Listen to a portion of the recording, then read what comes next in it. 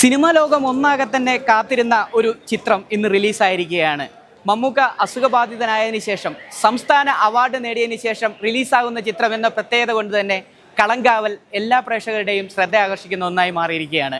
Compass media ഇപ്പോൾ എത്തിയിരിക്കുന്നത് തിയേറ്ററിൽ ചിത്രം കണ്ടിറങ്ങുന്നവരുടെ അഭിപ്രായം അറിയുന്നതിന് വേണ്ടിയിട്ടാണ്. ഷോ കഴിഞ്ഞ് ആളുകൾ ഇറങ്ങുന്ന സമയമാവുന്നു. അടുത്ത ഷോക്കുള്ള ആൾക്കാരും ഇവിടെ വന്ന് നിൽക്കുന്നുണ്ട്. എന്താണ് അഭിപ്രായത്തിലേക്ക് പോകാം.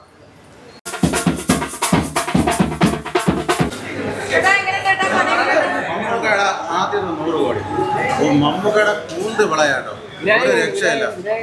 എന്റെ അമ്മ മമ്മൂക്ക വിനായകനെ നെഞ്ചോട് ചേർത്ത് വെച്ചണെങ്കിൽ പിന്നെ വിനായകൻ എങ്ങനെയായിരുന്നു സ്ക്രീനിൽ കത്തിച്ചു കളഞ്ഞു. വിനായകൻ ഒരു രക്ഷയില്ല, രണ്ടുപേരും ഓ എന്റെ അമ്മോ എനിക്കൊരു മമ്മൂക്ക ആയാൽ മതിയാ ഈ പടം കണ്ടിട്ട്. മമ്മൂക്കയുടെ നമ്മളെല്ലാ കഥാപാത്രങ്ങളും ഇഷ്ടപ്പെടുന്നതാണല്ലോ, പക്ഷെ നമുക്കൊരു വെറുപ്പ് തോന്നുന്ന ഒരു കഥാപാത്രം എന്ന് പറഞ്ഞു കഴിഞ്ഞാൽ ആ കഥാപാത്രത്തെ അത്രത്തോളം ആഴത്തിൽ നമ്മളെ മനസ്സിൽ കയറി പറ്റിയതുകൊണ്ടാണ്. കാര്യം നമുക്ക് തുടക്കം മുതൽ ഒടുക്കം വരെ ആ കഥാപാത്രത്തിൽ നമ്മുടെ മനസ്സിൽ വെറുപ്പാണ്. കാര്യം അത്രത്തോളം എന്ന് പറഞ്ഞാൽ ആ വെറുപ്പ് വരാൻ കാര്യം ആ കഥാപാത്രം ആഴത്തിൽ നമ്മുടെ മനസ്സിൽ വളർന്നിറങ്ങിയെങ്കിലും രജീഷ വിജയനും ഗായത്രിയായിട്ടാണ് പ്രാധാന്യം കൂടുതൽ.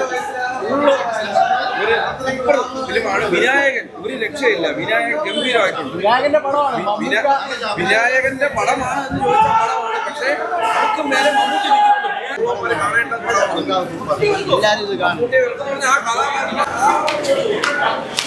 എങ്ങനെയുണ്ട് സിനിമ? എങ്ങനെയുണ്ട് സാർ? എങ്ങനെയുണ്ട് സിനിമ? എന്താണ് എങ്ങനെയാണ് മമ്മൂക്കയുടെ റോൾ? എങ്ങനെയാണ്? എന്താണ് പടത്തിന് മൊത്തത്തിലുള്ള അഭിപ്രായം എന്ന് പറയുന്നത്?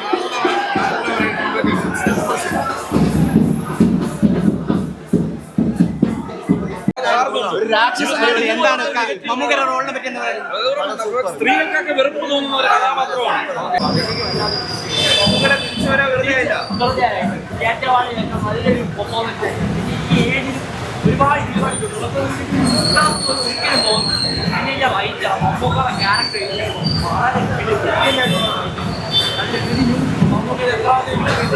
അതേപോലെ തന്നെ ഈ കുടിയിരിക്കുക നല്ലൊരു രീതി തന്നെയാണ്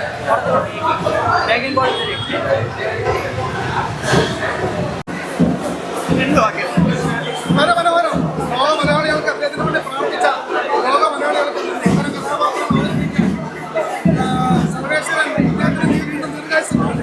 കളങ്കാവൻ മലയാള സിനിമയെ ഞെട്ടിക്കുന്ന ഒരു സിനിമയിലാണ്. മമ്മൂക്കെന്നൊരു കഥാപാത്രം മലയാളികളുടെ മനസ്സിൽ നിൽക്കുന്ന മമ്മൂക്കെന്നൊരു കഥാപാത്രം തന്നെ പറഞ്ഞിട്ടുണ്ട്.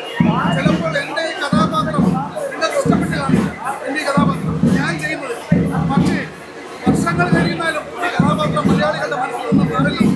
അത്രയ്ക്ക് ഗംഭീരമായി ഒരിക്കലും ഞങ്ങൾക്ക് അത്ഭുതത്തോടുകൂടെ ഞങ്ങളുടെ ഈ കഥാപാത്രം ഉടുപ്പൻ കോട്ടിയേക്കാൾ മുന്നിൽ നിൽക്കുന്ന ഒരു കഥാപാത്രം തന്നെയാണ് വിനായകനും ജിബിനും ബിജു പപ്പനും. അതിൽ അഭിനയിച്ച ഓരോ ക്യാരക്ടറും, അതുപോലെ തന്നെ ഡയറക്ടർ ജോസിനെ നന്ദി മമ്മൂക്കായ്ക്ക് വേണ്ടി പ്രാർത്ഥിച്ച മലയാളികൾക്ക് ഈ തിരിച്ചുവരവ് ആഘോഷിക്കേണ്ട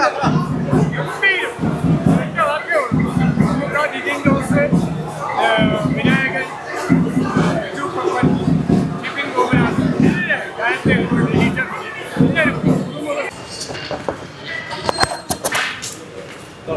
എങ്ങനെയുണ്ട് പടം? എങ്ങനെയുണ്ട്? അടിപൊളി.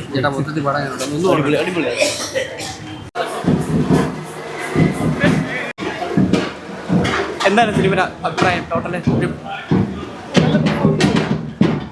എങ്ങനെയുണ്ട് പടം?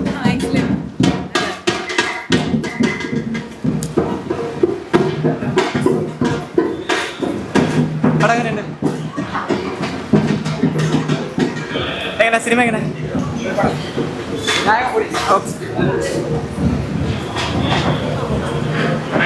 എങ്ങനെയുണ്ട് സിനിമ?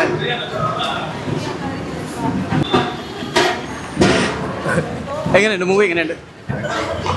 എന്താണ് ടോട്ടൽ കണ്ടിട്ട് തോന്നിയ ഒരു അഭിപ്രായം?